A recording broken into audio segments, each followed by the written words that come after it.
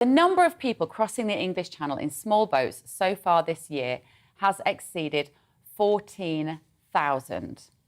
259 were pulled off 6 boats in the Channel yesterday by vessels from Border Force, the Royal Navy and the RNLI. So here to discuss these figures with me is Alp Mehmet, Chairman of Migration Watch UK.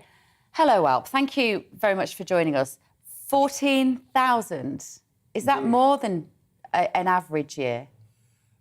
Actually, this month it's fallen slightly, but that's still huge. It's 4,000, 5,000, 6,000 more almost than it was in the whole of 2020. That is extraordinary. We're talking about serious numbers. By the end of the year, if it continues at this rate, I reckon we're going to get between 30 and 50,000. That's a huge number.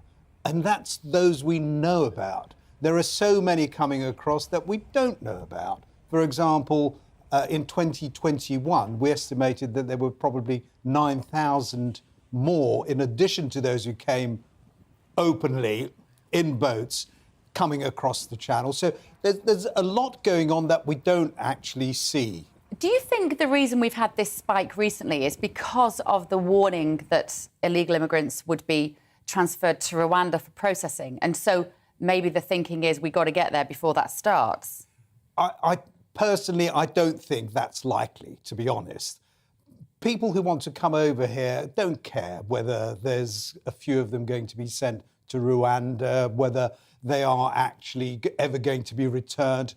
Clearly they're not. Most of them, having got here, will get here to stay.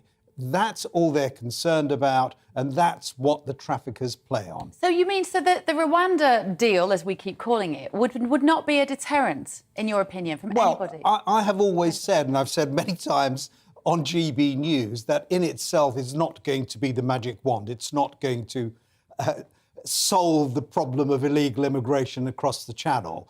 But if enforced, and that's what we haven't seen yet, it will help, along with other measures. But in Australia, they did something similar, didn't they, where they said to people, if you come here, we will ship you to, my memory's letting me down, where did they say? Nauru, for example, or indeed ship them back to Indonesia where they came from. And it cut the illegal immigration down to pretty much zero, didn't it? It pretty much. We haven't done anything like that. We've said we're going to ship you off to Rwanda in a third country, which we think is pretty safe. Yeah.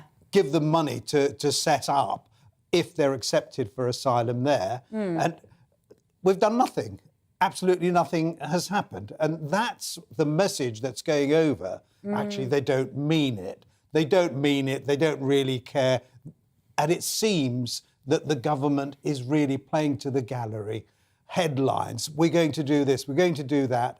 In the end, very little happens. And that's what really drives a lot of people to continue to want to come here. So Patrick Christie did a nice little piece on when he was sitting in for Nigel Farage last night, where he went down to a hotel, I think it was in Kent, where some of these migrants are housed. Is that what's happening to these huge numbers? Tell us what happens, Alp, when they get off the boats on the beach. Where do they go? How are they kept safe? How are we kept safe from strangers being here undocumented? Well, that's an extremely good question, because at the moment it doesn't look as if they're actually being held anywhere securely.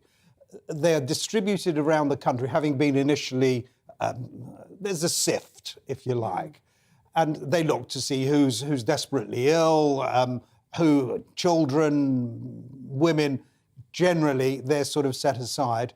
Those who are clearly able-bodied young men coming from a safe country, they are considered whether or not, and they do all apply for asylum, by the way.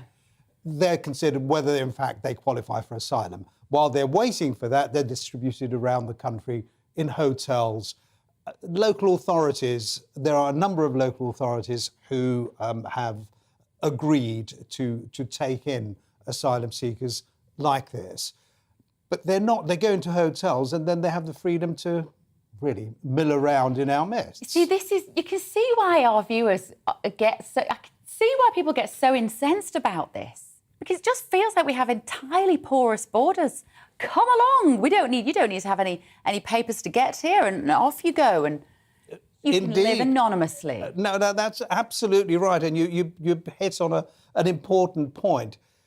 Almost all of them have no passports when they arrive. Just about everyone, no doubt because they're being advised to do it by the traffickers, destroy their identity documents. So we don't even know who we are actually letting in. And it's, as we heard yesterday from Mo Farah. Yes, I was just going to ask you about that. It's all too easy to get documents that say you are something that you're not, or indeed not have any documents and claim to be someone that you're not. Isn't that Mo Farah's story, though, also maybe a little bit of a wake-up call for some people who presume that everybody who arrives here as an illegal immigrant has malicious intent?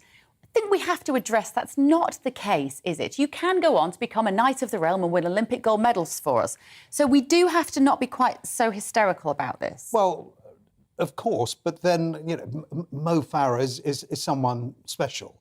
He came here as a child. There's no question that he's an illegal immigrant. Of course he's not. He certainly wasn't an economic migrant, However, was he, at 9 years old? Exactly. The fact is that there are hundreds of thousands of people coming to this country as economic migrants, including those who come across the channel claiming to be fleeing persecution, when they're clearly not, especially if they're coming from France, for goodness sake. Now, I bet you've been watching this Conservative leadership race pretty carefully. What have the candidates had to say about immigration, and who have you liked? Who's said anything that you quite like the sound of, Alp, in this regard? Well, you've asked two separate questions there. One, the answer to the first one is very little, if anything, has been said about immigration. And because of that, you can't answer the second one. And that's what I'm waiting to hear. Frank, it's all very well to say, oh, we're going to pull out of the ECHR or we're going to tackle illegal immigration. The fact is, as we heard only a couple of weeks ago, there were 1 million long-term visa grants given to people, issued to people in 2021. Immigration at the moment is going on at a rate of knots. That's why we find all around the country that there's so much pressure on housing, there is so much pressure on our health service. All these things. No one thinks about the fact that when you have 3.5 million people added to your population in the space of 10 years, just 10 years, that's significant. And of those 3.5 million, something like 80%, in fact, considerably more than 80%, probably, were the results of immigration. Due to immigration, immigrants coming here and their children born here. So tell me this then, Alp, because at the moment you can't go into a business that has enough people to work in it. Coffee shops, retail, go to the local garage. There's not enough people to work anyway. Don't we need more people to do those jobs? No, we don't. We do not. There are plenty of young people prepared to do these jobs. Just pay them a little bit more and treat them better, and they will do those jobs. But when you say, yes, OK, everyone come in to do whatever unskilled job there is going, what about the housing? What about the roof over their heads that they need? What about all the other things that living in a country requires people to have? We're running out of time. I could talk to you all day. Can I just get a very quick answer from you on this story that broke, I think it was week before last, maybe last week, about the people traffickers that were caught living in the UK? Why haven't we been able to do that sooner?